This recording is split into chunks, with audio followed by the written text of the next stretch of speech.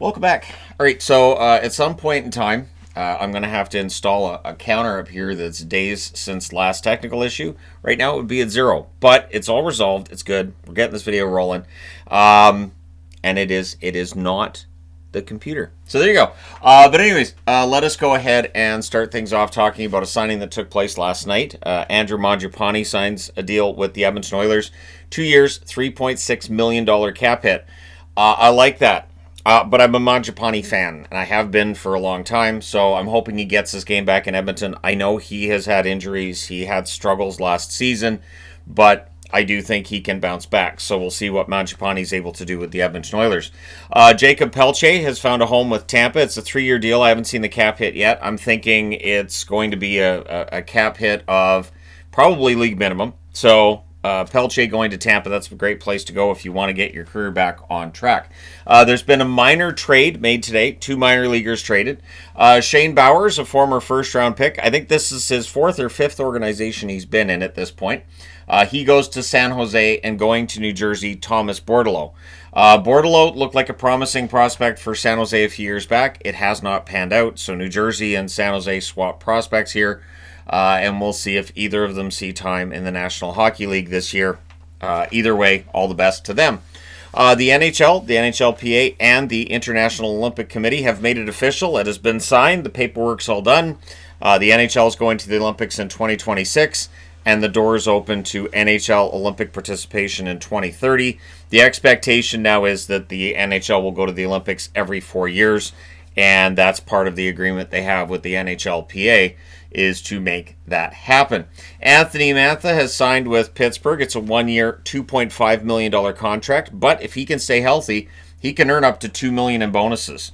So for Mantha, he's missed a lot of hockey, and so games played bonuses make a lot of sense, and all the best to Mantha there. They have also signed Harvey Pinard to a 1-year, 2-way contract. It pays him $775,000 at the NHL level, $450,000 at the AHL level, and there's a guarantee of $525,000. So if he does not make $525,000 combined between NHL and AHL, they bump him up to that at the end of the season. Nick Ehlers is narrowing down his choices. He's expecting to sign today, so I will likely be talking about Ehlers signing. It could be in an hour, could be in 6 hours. Nobody knows, but we shall see. Nick Leddy is on waivers for St. Louis. So St. Louis is not done with moves here, so we'll see if anybody takes Leddy on waivers. Keep in mind that last summer, that's how Barclay Goodrow ends up in San Jose, is that the Rangers put him on waivers, and that means that your no-trade clause doesn't matter. So we'll see if something's going on with Leddy, if he's going to end up... I mean, the buyout window closed on the 30th, so we'll see what happens. But at any rate, St. Louis right up tight near the cap, and Leddy's in the final year of his contract. Taylor Radish signed a deal with the New York Rangers. It is a 2-year deal, pays him $1.5 million per season. At least that's the cap hit. Taylor Radish, decent depth forward, at times has been productive in the NHL. We'll see what he's able to do with the Rangers. Former Ranger Zach Jones, he's going to stay in New York State. He signed a 1-year deal with Buffalo worth $900,000. I think that's a decent depth pickup for Buffalo. Who've done, I think, a decent job in free agency. We knew they weren't going to be big players, but I think they've done all right. They've plugged a few spots in the lineup so far. We'll see what else they're able to do between now and October. Prosvetov has been added to the depth chart for Calgary and net. 1-year deal for Prosvetov, $950,000 is what he will be paid. Odds are he won't see the net a lot. I think Wolf's going to play a lot for Calgary this coming season.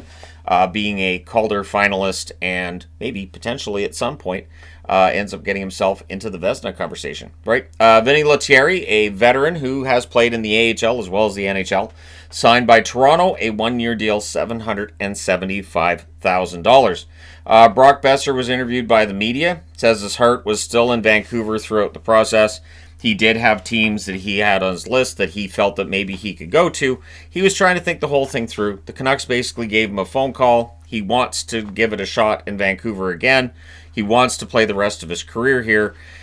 And I will say this, as a fan who is probably a little jaded from watching this storyline for 45 years, I think it's admirable that guys like Demko and Besser and others have opted to stay in Vancouver.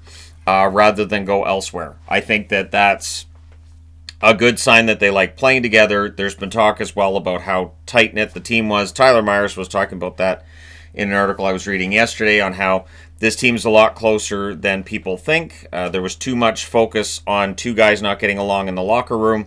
He said that happens in every locker room, which we've been saying for a while now, that these kinds of locker room fights normally don't become public.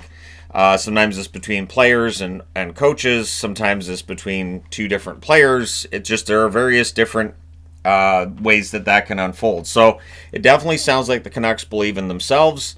Who am I to question? I think that's great, and hopefully they have a really nice bounce back season, including Besser, who did have 25 goals this season, but of course he had 40 the year before. So if you can get back closer to 40, the one issue for the Canucks is depth down the middle. They are still in contact with Suter. I don't know how they're going to make that work. They have no cap space, none. I do not know how Vancouver would make that work, but we'll see what Alvin's able to do. One thing to keep in mind as we go through free agency at this point, Florida and Dallas are teams that are over the cap that don't have anybody LTIR worthy that I can think of that will drag them under the cap, so they're going to have to do some work between now and the start of the season. Nothing major. They're not way over the cap or anything. And both Vegas and Montreal are a pretty healthy amount over the cap because of players who will end up on LTIR. So Pietrangelo for Vegas, and of course Carey Price, final year of his deal with Montreal, will stay on LTIR. So they look like they're over the cap, but in reality they're not. That being said, Vegas does not have cap space now to add anybody else. But when you get Marner, you're probably good. So let me know your thoughts in the comments section below. As always, hit like and subscribe in the event you may not have done so already. Thank you guys so much for all your support. I will talk to you again soon.